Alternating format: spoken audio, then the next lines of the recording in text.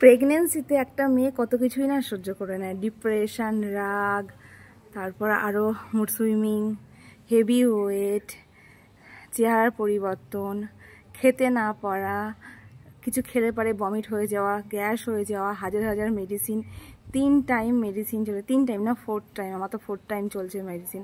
সকালে খালি পেটে খাওয়ার পরে, আবার দুপুরে খাওয়ার পরে, রাতে, তো 4 টাইম মেডিসিন চলা। থাইরয়েডের থাইরয়েড বেড়ে যাওয়া, থাইরয়েড আছে, যাদের সুগার নেই বাট এই টাইম অনেকে সুগার আসে, আমার এসছে সুগার চলে আসা, সুগার লেভেলটা হাই হয়ে যাওয়া, হাই প্রেশার, তারপর চিন্তা ভাবনা, অনেক কিছু, মানে বলে হয়তো বোঝানো যাবে না, বা বললেও অনেক কম হয়ে যাবে।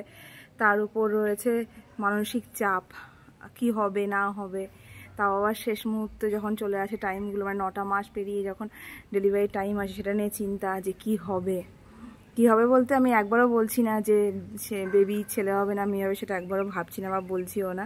মানে কি হতে চলেছে, কি হবে, ফার্স্ট টাইম যারা মা হতে যায় তাদের এক্সপিরিয়েন্স তো থাকে না না।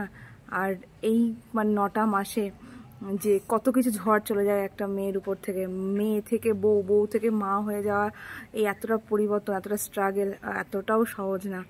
আর আমি তো বলবো একদমই সহজ না, কারণ আমি নিজে কাটাচ্ছি, তো আমি জানি এত গরমের মধ্যে থাকা, নিজেকে ভালো রাখার চেষ্টা করে যাওয়া, লড়াই করা নিজের সাথে, নিজের শরীরের সাথে, হাঁটতে না পারা, চলতে ফিরতে না পারা, তারপর আবার মানে খাবার খেতে গেলে সব খাবার পছন্দ হয় না, মানে খেতে ইচ্ছা করে না, আর যেটা খেতে ইচ্ছা করে সেটা সেই টাইমে পাওয়া যায় না, মানে প্রচণ্ড পরিমাণে এত কিছু নিতে একটা মেয়েই পারে হয়তো।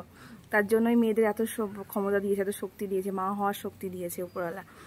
জানি না ভিডিওটা কার কীরকম লাগবে, বাট আমি আমার এক্সপিরিয়েন্স থেকে বলছি যে মানে প্রচণ্ড পরিমাণে বাজে ফিল হচ্ছে যে আমি নিজে পাস্ট লাইফে যা করেছি, পাস্ট লাইফ মানে আগে যেরকম ছিলাম আমি, আমার লাইফটা যেভাবে কন্টিনিউ করতাম আমি, বা চলতো আমার লাইফটা, আমি কোনো ভাবিনি যে আমার প্রেগনেন্সিতে এসে আমার এরকম দিন দেখতে হবে বা এরকম খারাপ সময় আসবে।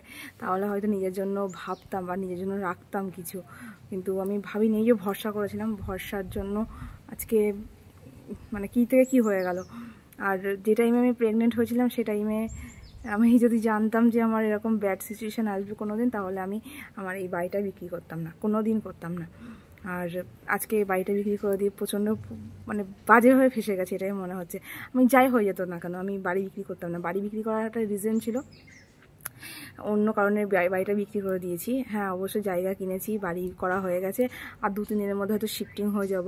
তবে আমি এই বাড়িটা এখন হাতছাড়া করতাম না, কারণ এই পরের বাড়িতে গিয়ে এখন থাকা, যেখানে এসি নেই, আজকে আমার ঘরের সব কিছু, সব জিনিসপত্র, সব ফার্নিচার শ্বশুরবাড়িতে পাঠানো রয়েছে, তো সেখানে কেউ ভোগ করার কেউ নেই। আমার বর তো বাড়ি থাকে না না, তো সেখানেও কেউ ভোগ করতে পারছে না, পড়েই রয়েছে। আর মানে আমি যে বাড়িটা বানাচ্ছি সেখানে এখন এসি লাগানো যাবে না, আর শ্বশুর বাড়ির থেকে বের করাটা উচিত হবে না আমার বলে মনে হয়। এতটা ছোটো লোক আমি না। আর হয়তো আমার বর আমার জন্য কিছুই করতে পারছে না বা কিছুই করে না বা খোঁজটুকুও নেয় না, কিন্তু আমি আমার সমস্ত শখের জিনিসগুলো, সমস্ত প্রিয় জিনিসগুলো, যেগুলো আমি একটু টাকা ইনকাম করে অর্জন করে নিজের মাথার ঘাম পায়ে ফেলে আমি কিনেছিলাম, সেগুলো আমি আজকে নিজের শখের জিনিসগুলো সব বরের বাড়িতে পাঠিয়ে দিয়েছি বরের সুখের জন্য। কিন্তু আমার বর সামান্য এইটুকুও মানে ফিল হয় না তার, যে আমি একবার তার বউকে মানে ফোন করবে যে কি কেমন আছে বা কী আছে। আর আমি তো পোস্ট করি, পোস্টটা আমি অ্যাজ এ কন্টেন্ট ক্রিয়েটার আমি পোস্ট করতেই থাকি, কিন্তু এই যে মানসিক পেনটা রয়েছে আমার, সেই মানসিক পেনটা তো আর আদার্স কেউ এসে আমার মিটিয়ে দেবে না। যে ও আমাকে যদি একটু মেন্টালি আমাকে সাপোর্ট করতো, বোঝাতো, আমাকে সময় দিত, তাহলে হয়তো আমি এতটা কষ্ট পেতাম না। দেখো আমি কথা বলছি আর কীভাবে ঘামছি, আমি কোনোদিনও ঘামতাম না। মানে 9টা বছর এসে থাকার পরে আমি এখন বুঝতে পারছি গরম কী জিনিস, গরম কিভাবে কি হতে পারে। মানে একটা মানুষ যে গরমের মধ্যে কাজ করে, কিভাবে কাজ করে বাড়ির বাইরে থেকে, আমি এখন ঘরে থেকে আমি সেটা বুঝতে পারছি। কারণ আমি যেখানে থাকি ওই পিছনে দেখতে পাচ্ছ ব্লু কালারে, ওখানে থাকি আমি এখন। টিনের শেড চারিদিকে দেখতেই পাচ্ছ, এতটা গরমে কোনো এরকম কষ্ট পাইনি জীবনে। আমি এসি চালিয়ে, পাখা চালিয়ে, ব্ল্যাঙ্কেট মুড়ি দিয়ে আমি ঘুমাতাম। লাস্ট ইয়ারটা মনে করছি মে মাসটা আর এবছর মে মাসটা আমার কাছে অনেক আকাশ পাতাল পার্থক্য। আমি জানতাম না আমার সাথে এরকম এত কিছু হয়ে যাবে। ওই যে বললাম না, তাহলে আমি বাড়িটা বিক্রি করতাম না। আর আমার কাছে এখন সামর্থ্য নেই যে আমি এখন আপাতত একটা পাকা বাড়ি বানাবো বা ছাদের বাড়ি বানাবো। তাই যতটা সামর্থ্য ছিল আমার, নতুন জায়গা কিনে রেজিস্ট্রি করে সেখানে বাড়ি বানানো, যতটা পেরেছি আমি চেষ্টা করেছি করার। আবার তো নিজের ছাদটুকু তো হোক, নিজের বাড়ি তো হোক, তারপরে তো ইন ফিউচার আমি আবার চাকরি করেও করে নিতে পারবো। এটুকু ট্যালেন্ট আমার আছে, 9 বছরের এক্সপিরিয়েন্স আছে আমার।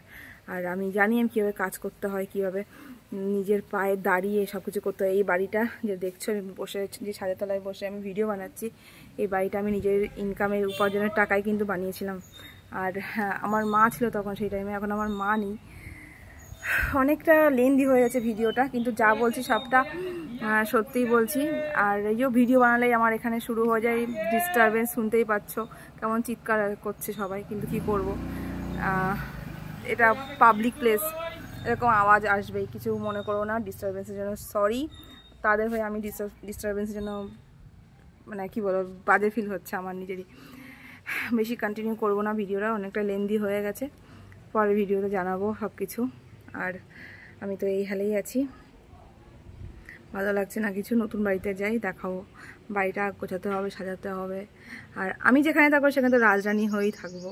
বাবার বাড়িতে যখন ছিলাম, যদিও এই বাড়িটা আমার নিজের করা, আমার নিজের নামে বাড়ি এটা, ওই বাড়িটাও আমারই।